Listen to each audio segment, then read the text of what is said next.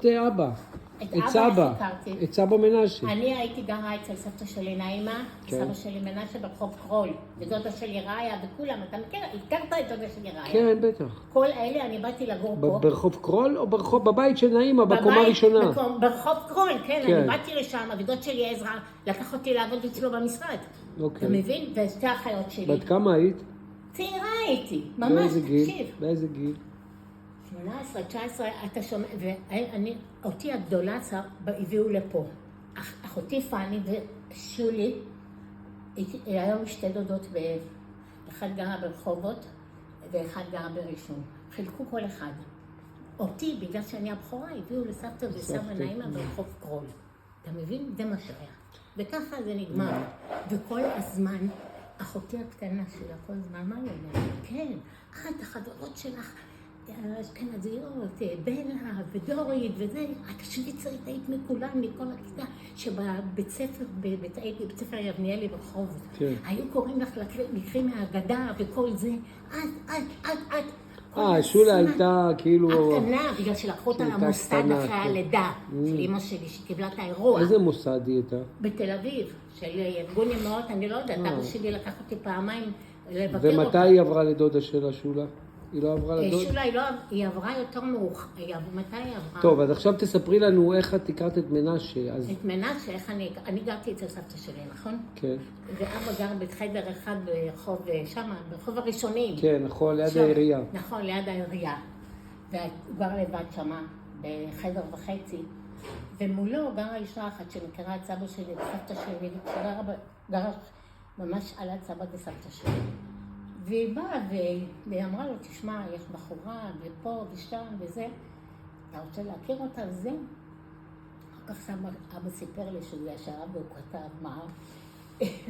מה הוא כתב? מה אני ומה הוא, בת כמה אני, מה למדתי, מה זה, יש לנו הפרש של 12 שנים ביני לבינו.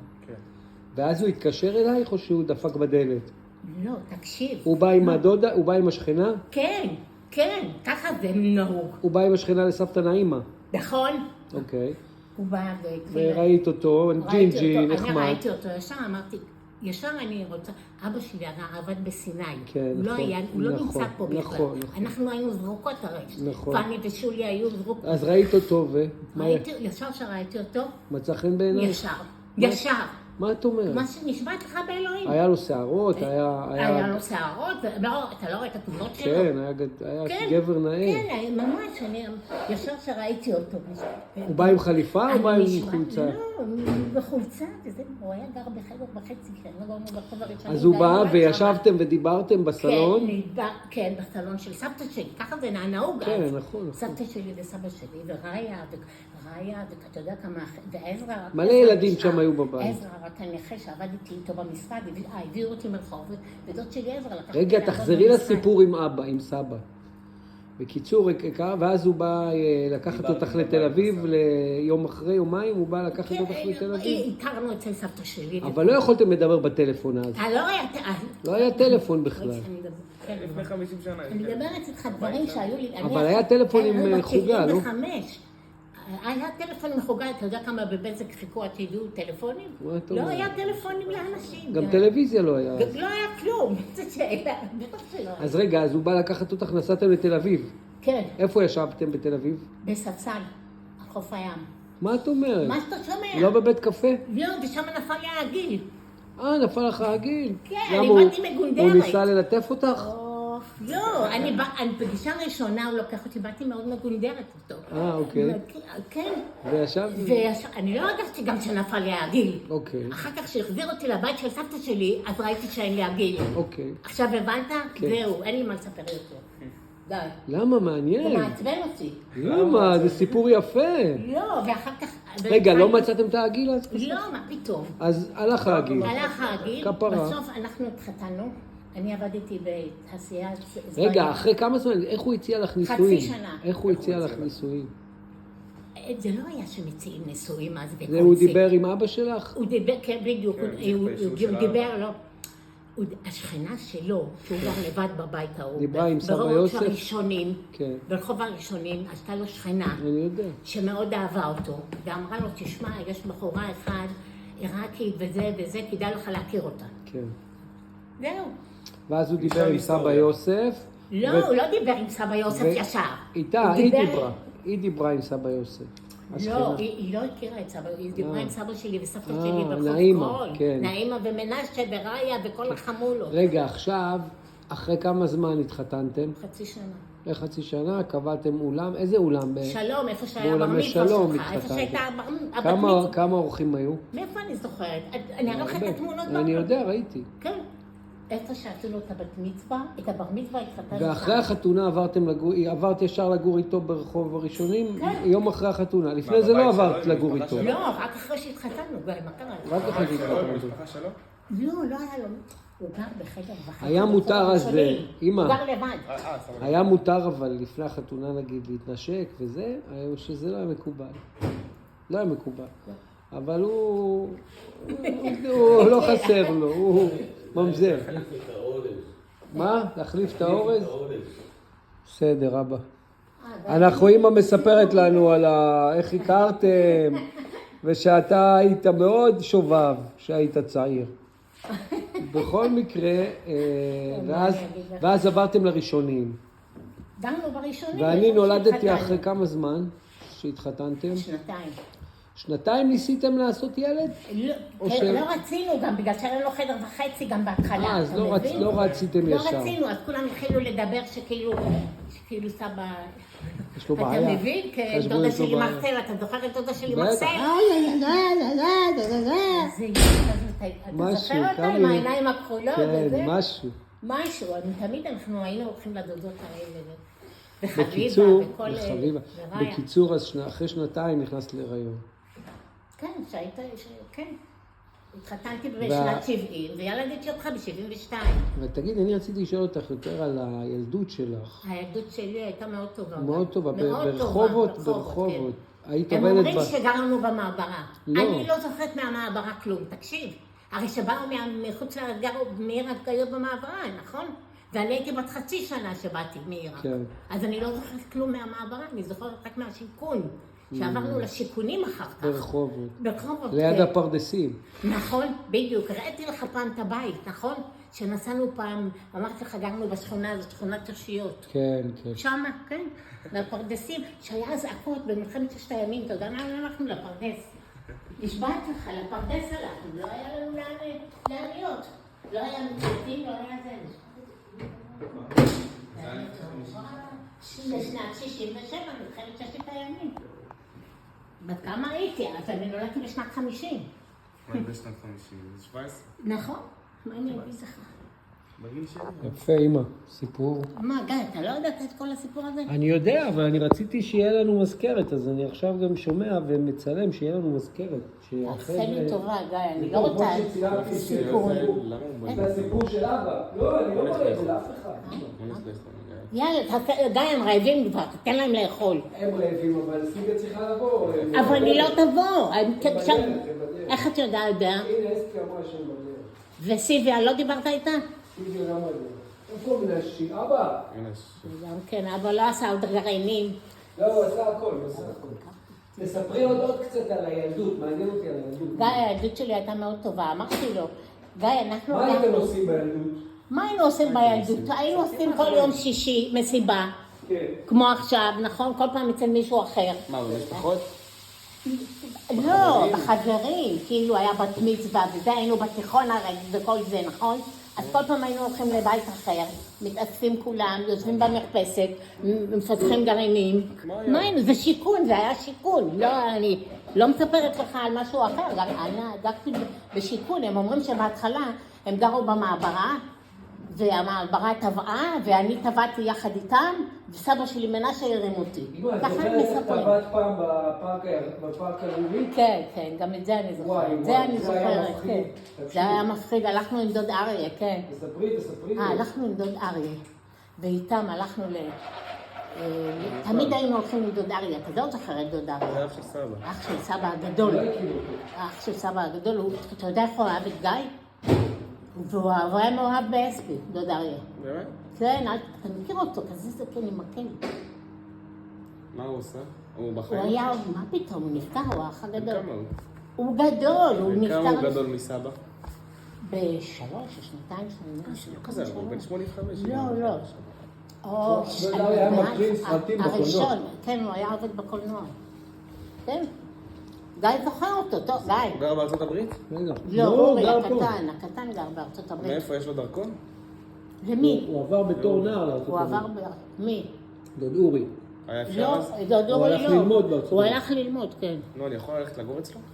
בטח, הוא דוד של אמא שלך. בטח. של אבא, הוא אח אתה של אבא יכול, שלך. אל תדאג, אתה תרצה את ארצות הברית, יש לנו הרבה מקומות. לא, שואל.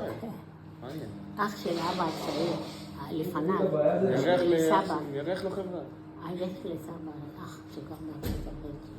הוא נשוי למישהי כזאת, אתה יודע. היי, אתה שומע? אתה שומע? היי. די, נו. אני באמת ארביץ לו, למה הוא לא בא, אבא שלך? מה הוא רוצה? הוא לא אוהב לנסוע, תגיד לו שבפעם הבאה אני לא אקבל אותו בכלל, בפעמיים הוא לא בא.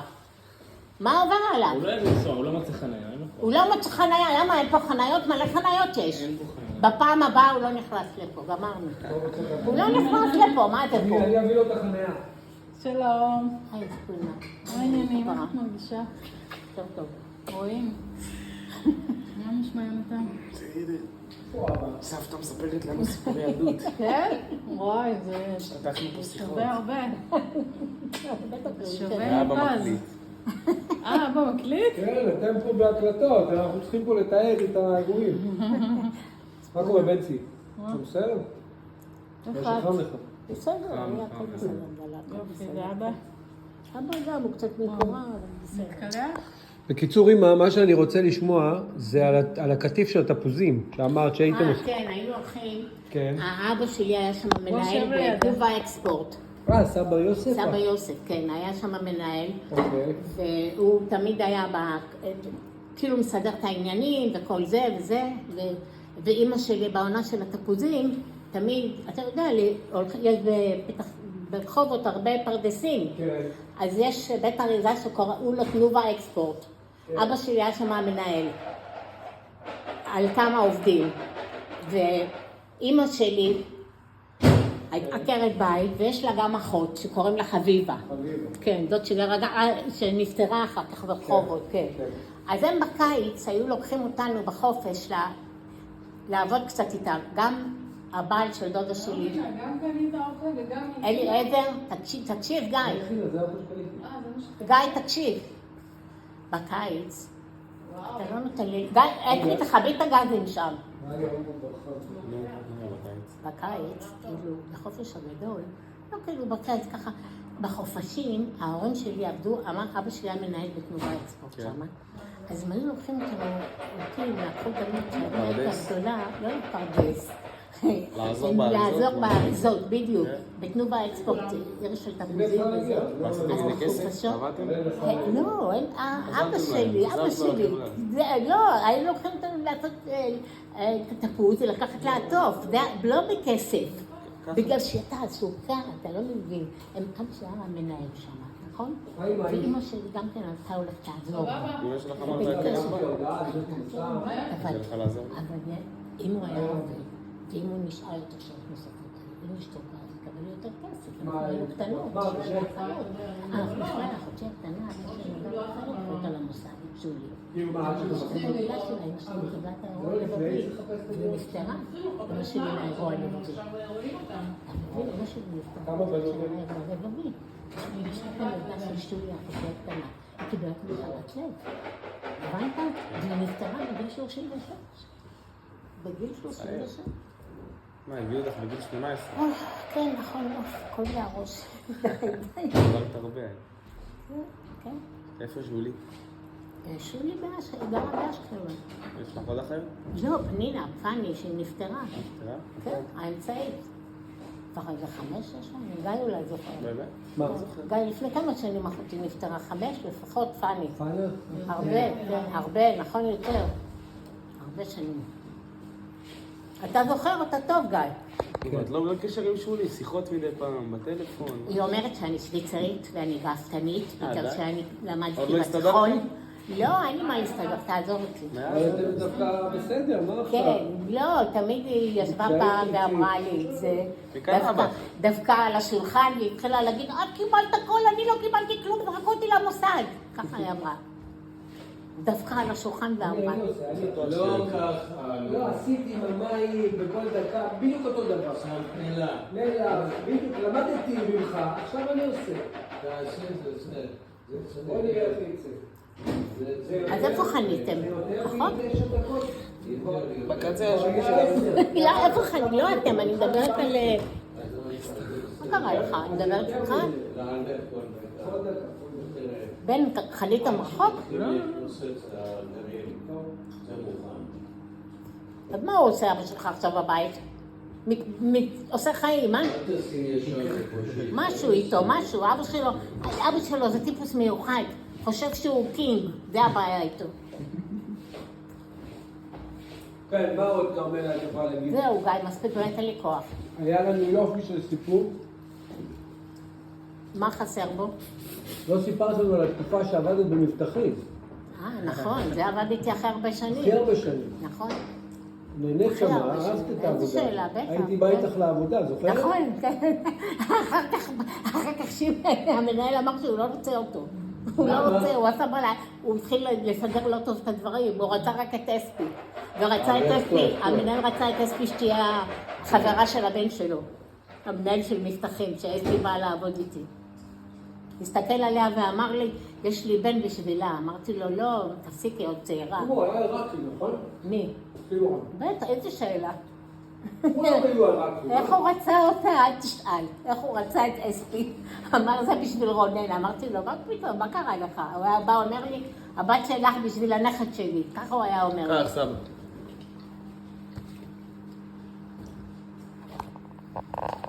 בקיצור, אבא, מה אתה אומר? מה אתה מספר? בן תביא גם. כן? ברוך חיכית השם. שם את כל הגז? כן. לא, תביא את הזיר.